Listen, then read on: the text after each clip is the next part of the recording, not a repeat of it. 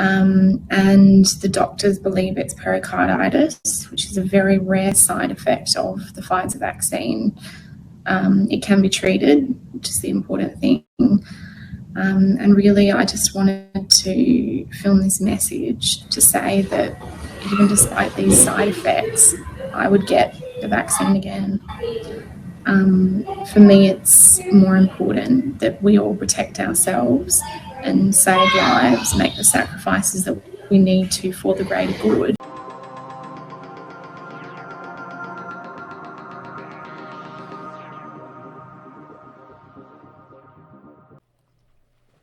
I couldn't help but laugh when listening to this woman, though in reality it is deadly serious and extremely scary on many levels.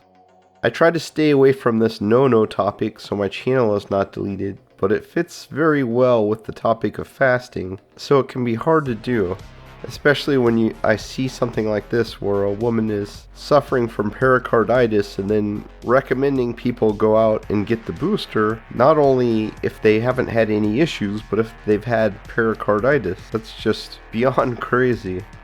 I also have trouble getting past the feeling this is a tremendous career break for this journalist, and on some level she is just thrilled to come into the limelight and become more famous and show her corporate owners how well she toes the line. But the real issue here, for me at least, is inflammation. You should also consider, when you look at this rare case of pericarditis from only 1 in 5,000 people who take the booster, those are literally just the people who've had this extreme reaction where you're diagnosed with pericarditis in the hospital.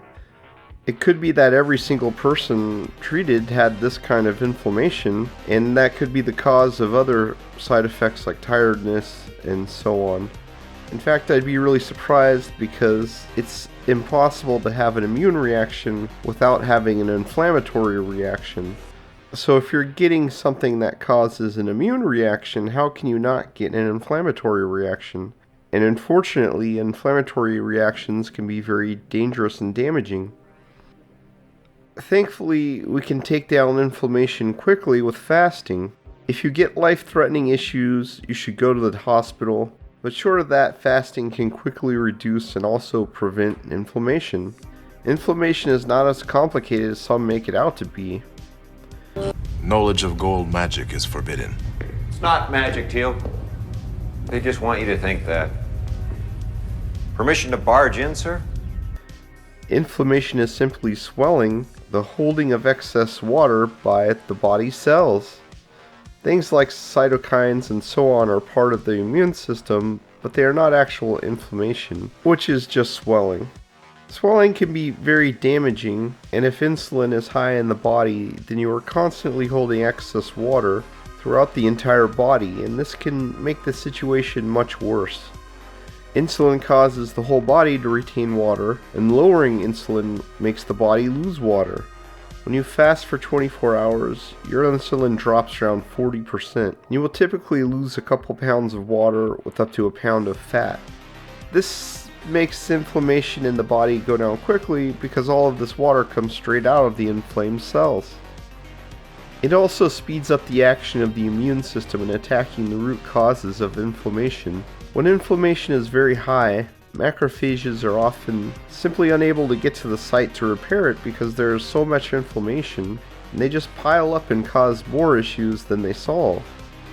If you stub your toe while fasted and with low insulin, you will get some mild swelling which will go down quickly as your immune system moves to repair the most critical damage.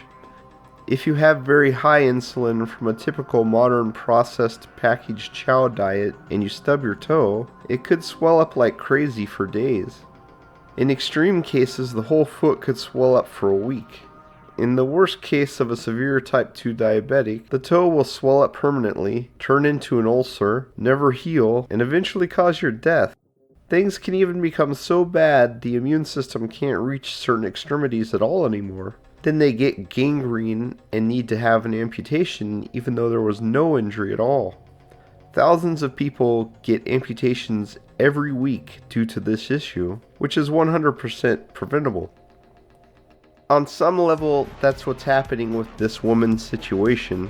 People get this swelling to a lesser degree, and the very healthiest people probably don't notice anything. If I were to take a similar treatment and I was worried, then what I would do is fast for 72 hours beforehand to be absolutely sure there is no overreaction of swelling like this. I would also use phototherapy with red light and near infrared on any swollen area or on my entire body if I got an injury, especially if I were a type 2 diabetic. Best yet, you can apply the same idea to all inflammation. You can master the inflammation easily once you understand it, whether it's a stub toe, sciatica, or any other scary diagnosis your doctor gives you.